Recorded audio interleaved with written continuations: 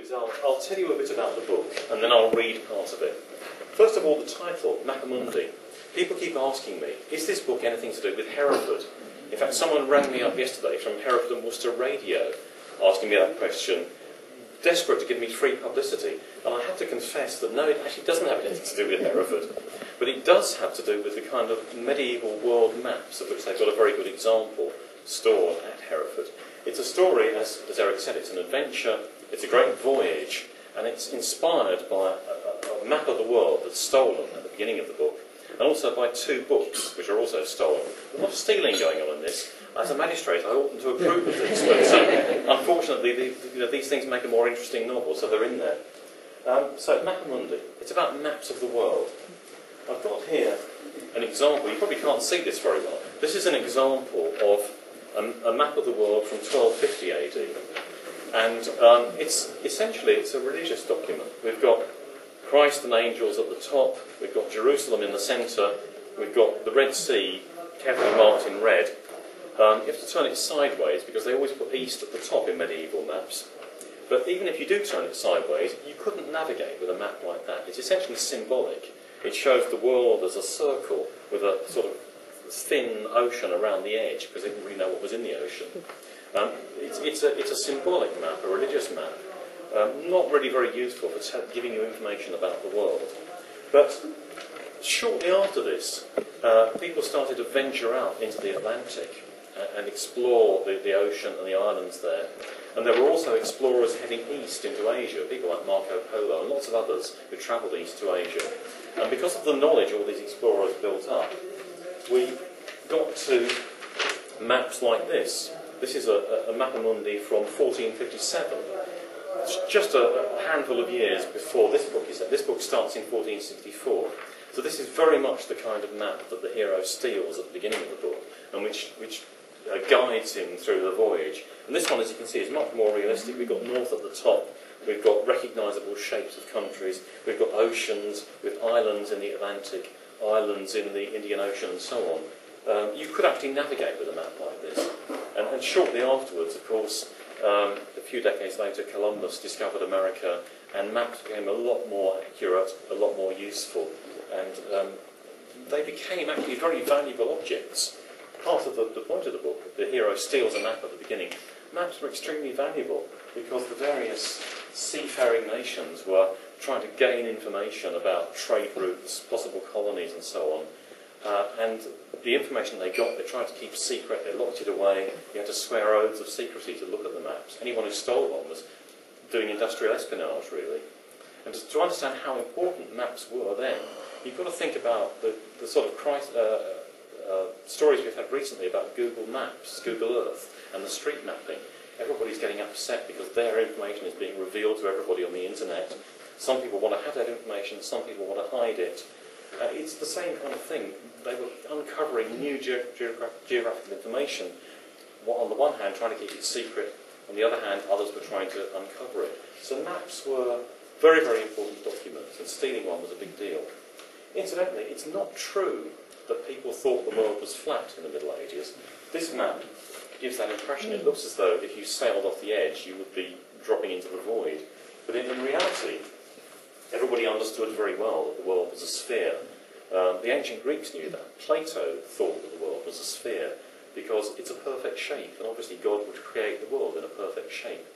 Other Greek philosophers of a more practical tendency worked out the size of the world by doing tricks with shadow, putting sticks in the sand and measuring shadows and doing trigonometry. And they actually worked out the size of the world quite accurately in about 200 BC. And that knowledge wasn't lost. It was passed on through the Middle Ages to the Renaissance. Philosophers, geographers, sailors all knew that the world was spherical. The reason why Columbus had trouble getting backing for his voyage was they thought the world was too big.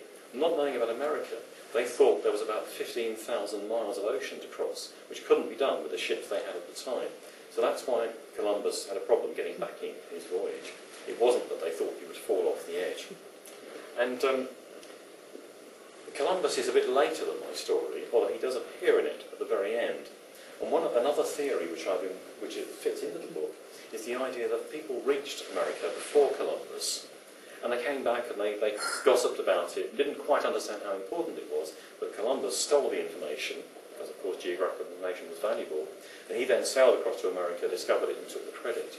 There's quite a bit of evidence that people were crossing the Atlantic before Columbus, didn't quite understand how important it was, kept it secret for various reasons, but the idea that somebody did that is very much part of this book, and as I say, Columbus gets a brief mention at the end. So it's about stolen maps, it's about the medieval worldview, it's also about a search for paradise, because as this map shows, the medieval worldview was religious as well as scientific. At the same time that they were sending out explorers and building up a worldview, they also continued to view the world in a very religious way. They believed, for instance, that paradise was round about here, in the far east of Asia. If only they could get there, they would reach it. I said that they believed the world was a sphere, but in fact there was a theory in the Middle Ages that the world was pear-shaped, and that paradise was on the pointy bit. That's why it's so hard to get to. These were theories that quite serious navigators like Columbus believed in, as well as their scientific attempts to get around the world.